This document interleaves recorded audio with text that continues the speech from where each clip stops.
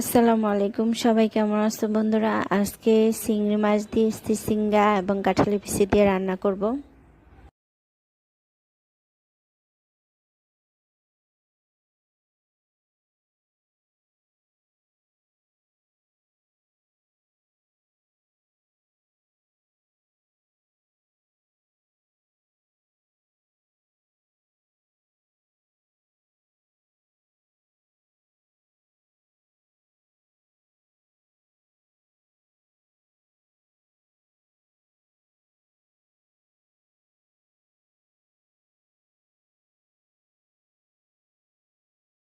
মাছগুলো ভেজে নিচ্ছি, এতে তরকারিটা ভালো হবে এবং মজা হবে বেশি।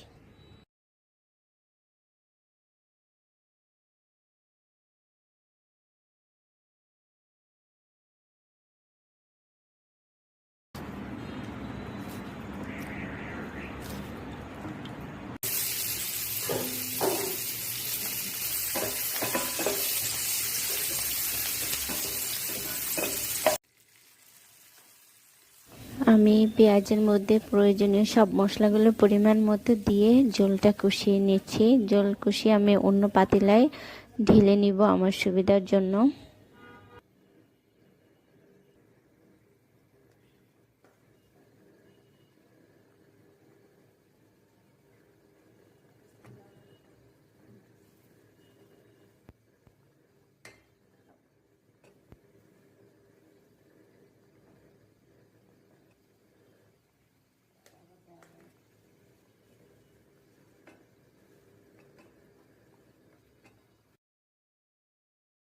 ঝোলগুলো এই পাতিলায় ঢেলে নিয়েছি মাছ সহ।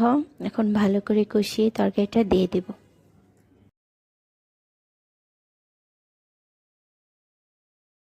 আমি চিচিঙ্গা কেটে নিয়েছি এবং কাঁঠালের বিচি।